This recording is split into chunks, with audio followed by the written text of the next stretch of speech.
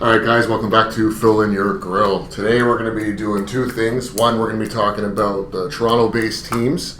And two, we're going to be going over the top 10 on my draft big board for the upcoming draft on April 28th. So first and foremost, let's give it up for the Raptors. They went into Indiana and they dominated pretty much every facet of the game. Jonas Valanciunas, beasting this entire playoffs. He's been doing well. DeRozan stepped up yesterday. Lowry still got to get his game going, but he did all right yesterday as well.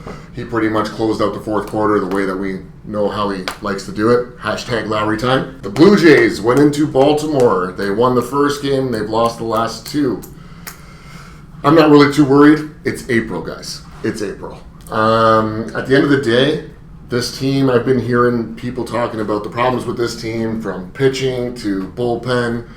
The problem with this team is neither one of those. The problem is definitely not pitching. When your starting pitcher goes out there and allows 2 runs, you should win a ball game. It's that simple. Problem with this team right now is something that no one expected coming off of last season, coming into this season, and it is hitting. Hitting has been the major problem with the Blue Jays this entire season, which is surprising to say the least. Obviously, the big guys, Bautista and Concepcion Donaldson, no problems there. Goins, he's been doing all right as well. Saunders has been hitting in the leadoff for the last couple of days, and he's been doing great, in my opinion. We got to get the lower guys hitting better. That's obviously going to come. There's too much talent on this roster to not hit. It's not possible.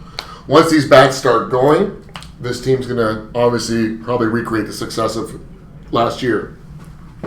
Now, with that being said, they also cannot leave runners on base like they have been.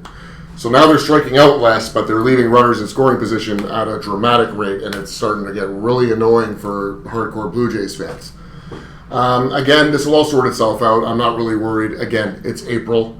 There's not really going to be an issue with the hitting once the bats get going. Guys like Tulo don't stay quiet for long, and that's pretty much it. Smoke's on base percentage. No one would have guessed that. He's been walked like a lot, which is crazy. So his discipline at the plate's been great. He's been getting on base. He had that no-out double yesterday as well. Again, the bottom guys couldn't cash it in. What are you going to do? Other than that, the Jays, again, I'm not worried about them. It's April. Let's move on to the Leafs. This should be fun. The draft lottery is next weekend. Leafs fans are obviously anticipating getting the number 1 overall pick. As they should. They have 20% chance of getting it. Big problem with that, Edmonton will probably get it again. If that happens, the NHL is going to explode. And the commissioner might have death threats uttered towards him. There's no way that Edmonton can get this first pick. The NHL will not allow it. If they do get it, they should literally get them to give it up. Or there should be an investigation done into Edmonton to find out what's going on. Because there's no way that a team gets 5 out of 7 first overall picks. That does not happen ever. So if the Leafs do end up getting the first overall pick, which obviously Leaf Nation is hoping, Austin Matthews would be the pick most likely. For those of you that follow the Leafs, if you guys are watching Mitch Marner playing in the playoffs right now, the kid's a stud. The kid's going to be a star in this league. I know there were some people out there saying that he was too small to play in the NHL. I give you Patrick Kane, ladies and gentlemen. He's small. He seems to be doing all right. I think he won the Art Ross this year. Mm-hmm. So not really worried about Marner's size, especially considering that he's 18 years old. Other than that, the Leafs, I'm not really worried about them either. They're building the right way. Only took them 67 years to figure that out. Shanahan knows what he's doing. Babcock has finally instilled a system into his team, which is great. If you watch the Leafs during the Carlisle era, they didn't really follow a system. They kind of just passed the puck to Kessel and hoped for the best. Defensively, they were atrocious as well. They were allowing something like 35 shots a game when Carlisle was in power. That's not possible. You can't rely on your goalies to save the day. If you really want proof of that, just ask the Montreal Canadiens when they lost Price.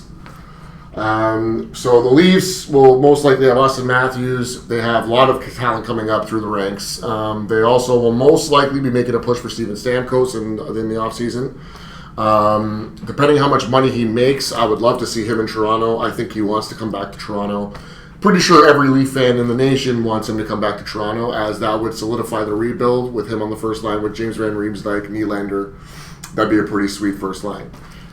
Other than that, Toronto teams, I'm not really too worried about any of them. The Raptors look great. I believe that they're going to win this series in 5 and most likely end up playing the Heat, in which case we should be able to beat them as well. So I'm predicting for the Raptors at least a conference final berth with the Cavaliers. And if 7-game series, anything can happen. So here's to hoping the Raptors do well. The Leafs, like I said earlier, not worried about them either. They're building the right way. The Jays, just give it time. It's a long season. It's April. And the hitting is going to come. That's it. Stay tuned for my next episode on the upcoming NFL draft and my top 10 rankings and a mock draft for the first 10 picks.